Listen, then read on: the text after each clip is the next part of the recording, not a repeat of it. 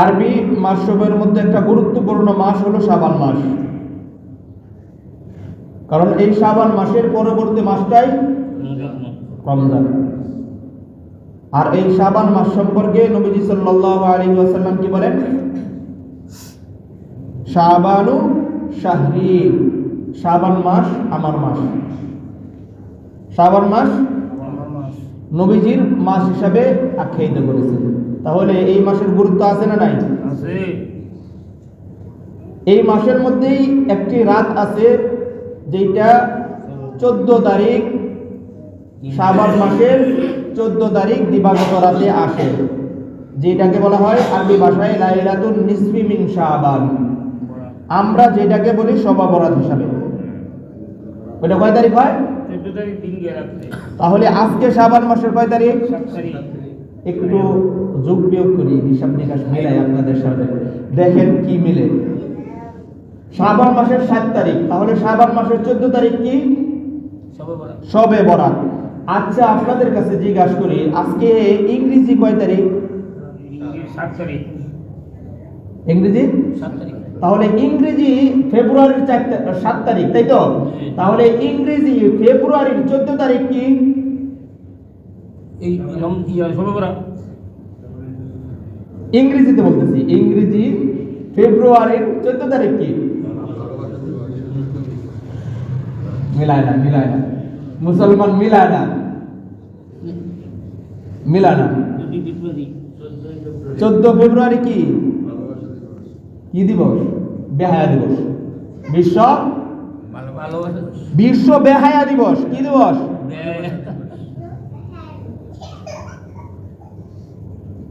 তাহলে একদিক দিয়ে আমাদের শবে বরাত পবিত্র দিন, একই দিন পবিত্র দিন শবে বরাত, আবার এই দিনে কি?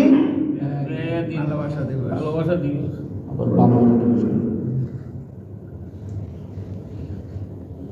আল্লাহ, মুসলমান কবে যে বুঝ আসবে? কবে মুসলমান এই বুঝটা আসবে? কোরআনে কারীমের ভাষায় এই সমস্ত অবৈধ প্রেম ভালোবাসাকে জিনার সাথে আখ্যায়িত করেছেন। এবং দুনিয়ার মধ্যে যত ফিতনা আছে সবচেয়ে গুরুত্বপূর্ণ এবং সবচেয়ে ভয়াবহ ফিতনা হলো এই জিনার ব্যভিচারের ফিতনা, এই ভালোবাসা, অবৈধ প্রেম ভালোবাসার ফিতনা। আল্লাহ রাব্বুল আলামিন সূরা আরাফের 33 নম্বর আয়াতে দেখেন কি বলে আল্লাহ তাআলা, কুল ইন্নামা হারামা রাব্বিয়াল ফাওয়াহিশা মা যারা মিনহা ওয়া মা বাতান ওয়াল ইসমা ওয়াল বাগয়া বিগাইরিল হাক্কি আন তুশরিকু বিল্লাহি মা লাম ইউনাজ্জিল বিহি সুলতানা ওয়া আন তাকুলু আলাল্লাহি মা লা তা'লামুন। আল্লাহ তাআলা আমাদের নবী সাল্লাল্লাহু আলাইহি ওয়াসাল্লামকে উদ্দেশ্য করে খেতাব করে সমস্ত মানব জাতিকে বলতেছে, নবী আপনার সমস্ত উম্মতদেরকে বলে দেন, কি বলে দিবেন?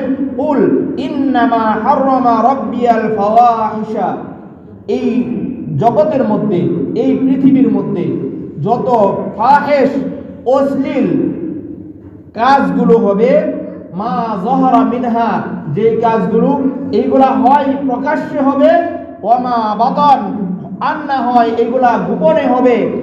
গোপন এবং প্রকাশ্যে যত ফিতনাগুলো রয়েছে, ওয়াল ইসমা ওয়াল বাগয়া বিগাইরিল হক, আর আল্লাহ রাব্বুল আলামিন ব্যতীত যত গুনাহ অন্যায় রয়েছে, এইগুলা গুনাহ অন্যায় এগুলা মানুষের মাধ্যমে তৈরি।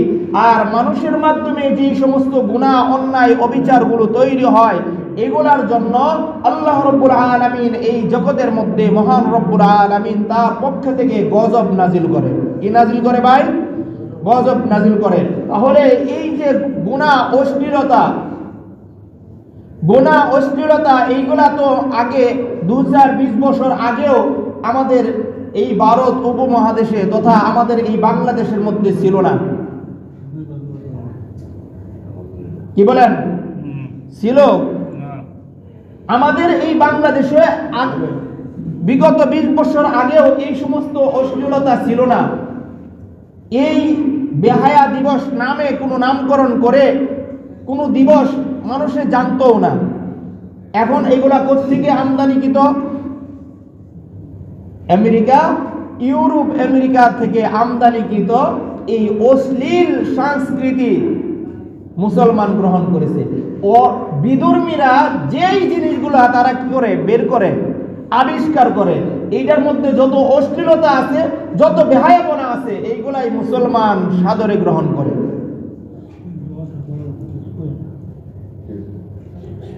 যত অশ্লীলতা বেহায়াপনা আছে এইগুলা মুসলমান গ্রহণ করে, এগুলার আবিষ্কার করে ইহুদি খ্রিস্টানরা।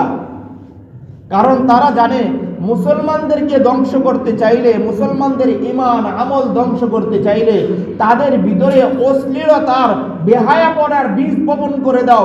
যখন মুসলমানদের ভিতরে অশ্লীলতা বেহায়াপনার বীজ বপন হবে, তখন মুসলমান এমনি থেকেই ঈমান থেকে, তার দিন থেকে, ইসলাম থেকে আস্তে আস্তে বের হইতে থাকবে। মুসলমান গ্রহণ করতেও আছে। দেখবেন ওই দিনে 14ই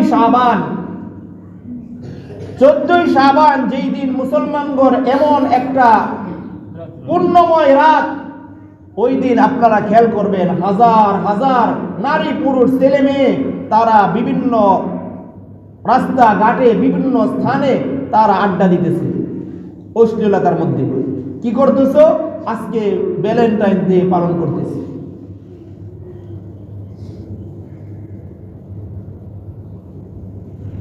আল্লাহ রাব্বুল আলামিন সূরা বনি ইসরাঈলের মধ্যে আল্লাহ তাআলা বলেন, ওয়ালা তাকরাবুজ জিনা ইন্নাহু কানা ফাহিশা ওয়া সাআ সাবিলা। আল্লাহ তাআলা বলেন, ওয়ালা তাকরাবুজ জিনা, তোমরা কোনো অবস্থাতেই জিনা ব্যভিচারের ধারে কাছেও যাইও না। কিসের ধারে কাছে যাইতে না করছে? জিনা ব্যভিচারের ধারে কাছেও যাইতে না করছে। জিনা আমরা তো শুধু মনে করি রাত্রের মিলনকে জিনা বলা হয়, না ভাই, জিনা চোখের দ্বারাও জিনা হয়। এই চোখ দিয়ে যখন আপনি কোনো উলঙ্গ নারী পুরুষকে দেখবেন, কোনো বেগানা নারী পুরুষের দিকে আপনি যখন তাকাইবেন, তখন আপনার এই চোখের দ্বারা আপনার জিনা লিপিবদ্ধ করা হবে। আপনার মন দ্বারা যখন কোনো বেগানা নারীর কথা চিন্তা করবেন, তখন আপনার মনের জিনা হবে। এরকম ভাবে আপনি বেগানা কোনো নারীর যখন তার অশ্লীল কথাবার্তা শুনবেন, আপনার কানের এরকম জিনার গুনাহ হইতে থাকবে। তো আল্লাহ তাআলা বলতেছে, ওয়ালা তাকরাবুজ জিনা, এই সমস্ত জিনার ধারে কাছেও তোমরা যাবে না। কেন যাবে না? ইন্নাহু কানা ফাহিশা, কারণ নিশ্চয় এই জিনা ব্যভিচারী একদম নির্লজ্জতার শেষ সীমা।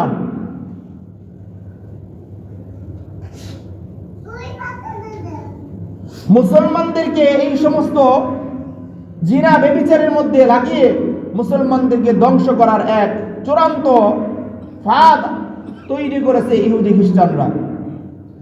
এই জন্য মুহতারাম হাজিরিন, আমরা নিজেরা তো এইগুলার মধ্যে অংশগ্রহণ করব না, যাব না।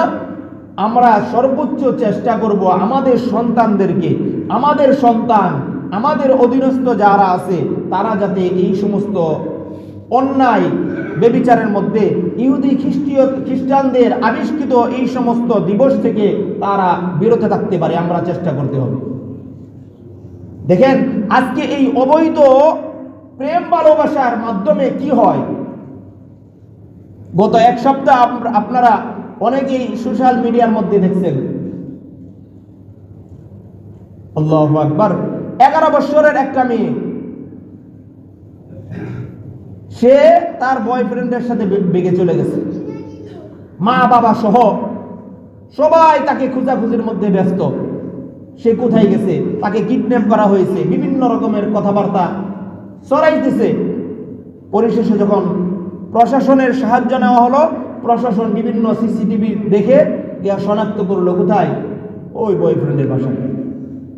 বয়স কত? 11 বছর। এখন আমাদের দেশে কিছু এরকম বিদেশি চর ইহুদি খ্রিস্টানদের লালিত তাদের থেকে সাহায্যপ্রাপ্ত কিছু মিডিয়া আছে, এইগুলা এই 11 বৎসরের মেয়ের পক্ষ নিয়ে সে একজনকে ভালোবাসে, সে যাইতেই পারে। একজনের সাথে তার সম্পর্ক আছে, সে তার সাথে যাইতেই পারে। এরকম ভাবে ওই মেয়েটার পক্ষ হয়ে সাফাই গাইতেছে। কিন্তু দেখেন, আজকে যদি কি হইতো, এই 11 বৎসরের এই মেয়েটাকে যদি তার মা বাবা সুপাত্র দেখে বিবাহ দিত, সুপাত্র দেখে যদি বিবাহ দিত এই মেয়েটাকে, তাহলে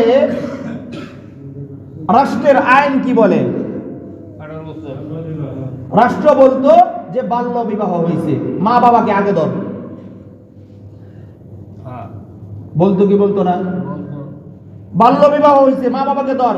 যে কাজী বিয়া পড়াইছে কাজীরে ধর, থানাত নে, জেল দে। আচ্ছা, বিবাহ হালাল না হারাম? হালাল।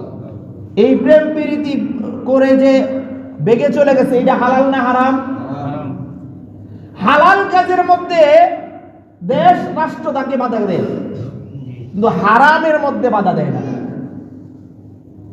হারামের পক্ষ হয়ে তারা কাজ করে। এই জন্য মুসলমান সতর্ক, মুসলমান সতর্ক। আমাদের ঈমান, আমল, সন্তান এগুলাকে হেফাজত করতে হবে। দেখেন, একজন বাবা তার সন্তানকে, তার মেয়েকে কত কষ্ট করে সে লালন পালন করে, কত মোহাব্বত নিয়ে তার মেয়েটাকে সে লালন পালন করে। একজন বাবাই বুঝতে পারে তার মেয়েকে সে কতটুকু মোহাব্বত দিয়ে বড় করতে। কি বলেন আপনারা? ঠিকই। ছেলের চেয়েও বেশি মোহাব্বত করে মেয়েকে, মা সারা ডাক দেয় না।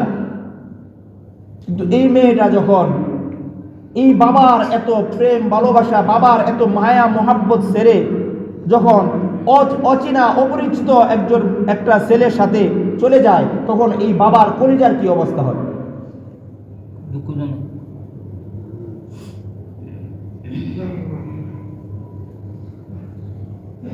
একজন বাবাই বুঝতে পারে তখন যে আমি কাকে এতদিন পর্যন্ত লালন পালন করলাম, এত কষ্ট করে নিজের সব কিছু বিসর্জন দিয়ে। ছেলের আবদার তেমন পূরণ করতে চায় না, কিন্তু একটা মেয়ের আবদার যখন বাবার কাছে কোনো একটা আবদার করে, যে কোনোভাবেই হোক, মানুষের কাছে চায়া হোক, ঋণ করে হোক, যেভাবেই হোক, ওই আবদারটা পূরণ করার চেষ্টা করে। এই জন্য ভাই, এখন থেকে যদি আমরা সতর্ক না হই, তাহলে আমাদের সন্তানগুলো ওই দিকে বিপদে যাইতে থাকবে। তাদেরকে এখনই ইসলামের দিকে আনার চেষ্টা করি, তাদের ভিতরে আল্লাহ তাআলার ভয়, তাওহীদের ভয়, একত্ববাদের ভয়, ঈমানের ভয় তাদের অন্তরের ভিতরে তৈরি করি। যদি তৈরি করি, তাহলে আশা করা যায় আমাদের ভবিষ্যৎ প্রজন্ম, আমাদের সন্তানাদি যারা আসবে, তারা অন্তত এই সমস্ত অশ্লীল এবং বেহায়াপনার মধ্যে যাব না। আল্লাহ রাব্বুল আলামিন আমাদের সকলের সন্তানদেরকে হেফাজত করুক, সকলে বলি আমিন। আমিন।